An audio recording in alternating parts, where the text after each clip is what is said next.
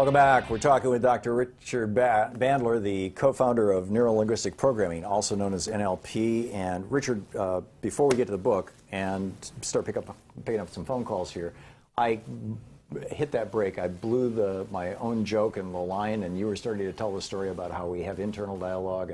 And my recollection is the line that this guy said at the seminar was, you said something, and he said, "I told myself this guy is crazy." Right. So you want to summarize that? Yeah, that was 1996, actually. Yeah, the psychiatrists, it happens all the time. They would stand up in those days and go, everybody, who talks to themselves is crazy or hears voices in their head is crazy. And I go, how do you know that? The guy goes, well, I told myself. Yeah. And I go, isn't that the same thing? But, over the years, psychology has been forced, literally, to start to look at the things that I've been presenting over the years, whether they know it or not, because part of inventing cognitive psychology and positive psychology, and there are a lot of other names for a lot of other things, is you cannot,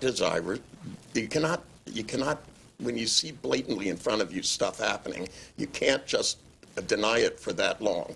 Mm-hmm. And, I used to tour the United States and go to big psychological conventions, and I would bring somebody out of the audience who was terrified. I had one guy once terrified of pigeons. They had to bring him around the back of it. It was, at Temple University at the Albert Einstein Institute, and 600 psychoanalysts. And I brought one of them up, because they had to bring him in the back door. He was so terrified of the pigeons out front. And 15 minutes later, he's outside chasing pigeons, and he comes in, and all these psychoanalysts were sitting there with their notepads and all this stuff. And I said, is there any questions? Would you like to learn to do this? And the first question they ask, they go, what do we do if it comes back? I said, it took me 7 minutes. You take another 7 minutes and do it again. And actually, it won't come back because I taught him to do it. It's not something I did to him.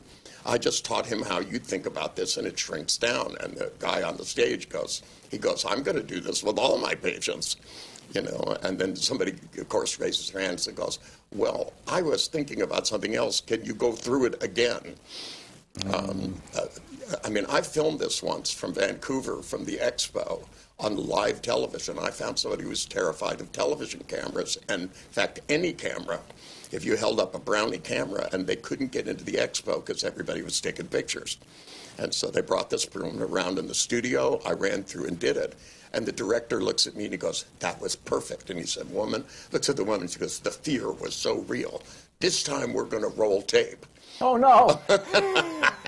I looked at him and I said, you're too late. That's crazy. That's crazy.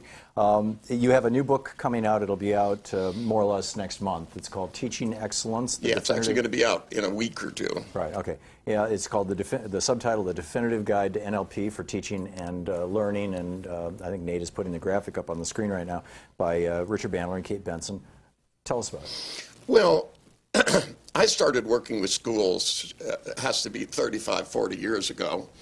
And, this whole thing about labeling kids learning disabled and, as you know, ADD. Yeah, you wrote the foreword to my book. Right, I did. Well, I wanted people to read it and know about it. And at the time, I was a lot more popular than I am now. I've learned to keep quiet after I had a few schizophrenics climbing over the fence. Oh, my.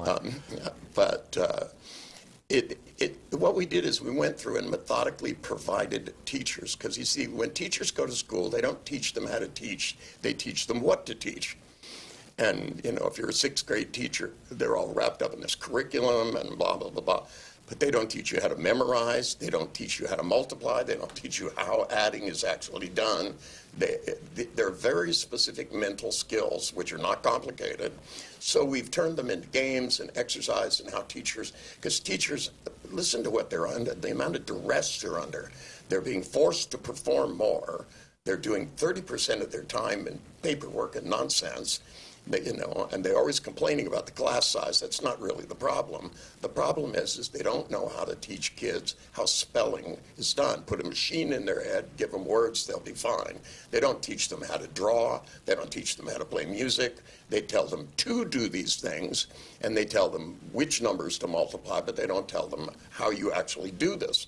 So we've mapped it all out for mostly elementary school, but the parents that have bought this have now started going in and teaching their teachers what they should be teaching their kids, or getting their kids, and especially with, quote, learning disabled kids and kids that, quote, have problems that they've been made into an identified patient, and they're getting post-hypnotic suggestions right and left from their teachers.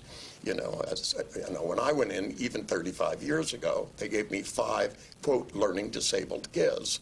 And a week later, I had them doing all the things they couldn't do. Right. And, you know, I mean, it even said on there, learning disabled teacher. That's why I had to go in, learning disabled counselor. That says it all if you think about it. But, you know, when I sat down with these kids, I said, do you know why you're here? And this little girl goes, because we're stupid. And I said, not as stupid as me, though. I said, I'm going to teach you how to cheat. And they went, what? And I said, I'm going to teach you how to put pictures of words in your head. So you'll always know how to spell them. They won't be written on your hand. They won't be written anywhere. And you can put as many in as you want, and no one will know.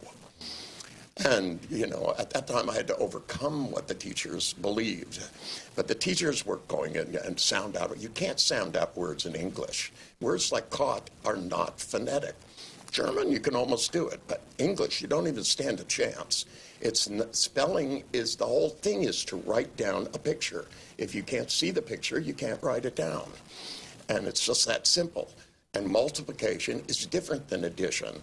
And you do different things in your mind, and we're laying out what those are, making it into simple things that teachers can do, so we can reduce the amount of time it takes a teacher to teach people to have skill. There's a research study in the back of that where Kate went into a school system, taught all the teachers, you know, I think it was grade 1 through 6 or something, and literally all the kids, not just the learning disabled kids, but everybody's score went up about 30% within 90 days. And that's because we're giving the teachers something that they can actually do. Instead of writing lists and looking at everybody and going, memorizing it, and most of the people can't because they don't know how it's done. This is a learned skill, not a genetic skill. Now, I started and ran 2 ad agencies, one in the 70s and one in the 90s.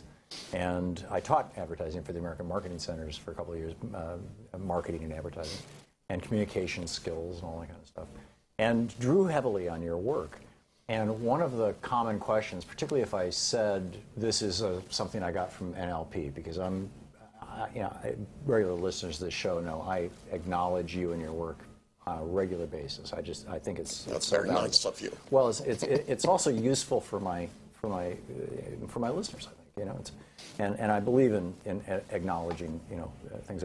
But one of the more common questions, particularly when I was teaching advertising and marketing, was, isn't that manipulation? And, you know, my response was, we're constantly trying to manipulate the world around us, and everybody, you know, even if it's, you know, my trying to make Louise feel good by telling her I love her. I mean, arguably that's a form of manipulation, or knowing that if I touch her on the arm... You're such a bad husband. Exactly. But how you know, if you can use these tools, whether it's in marketing or whether it's in psychotherapy... Excuse me, everybody has always been using these tools. Thank you. And it's that simple. I have to tell you, Scott got up here and said, you know, those nasty Republicans are using NLP. Mm-hmm. Everybody's been using it since the beginning of time, whether they knew they were or not. Right. Language... The Democrats just aren't as good at it. Yeah, some just aren't as good at it. That's all there is to it. When I designed commercials, they had an impact. Mm-hmm. And the truth is some people are intuitively very good at doing this kind of stuff. And by the way, even the speechwriters for Barack Obama used NLP because I know I can hear it in there. Mm-hmm. And that's not a bad thing or a good thing. When you have beliefs and ideas, just because I disagree with somebody doesn't mean I don't want them to be able to present their point of view well. Yeah. I would rather they were very clear about their point of view, and I'm very clear about mine, so that people can decide for themselves.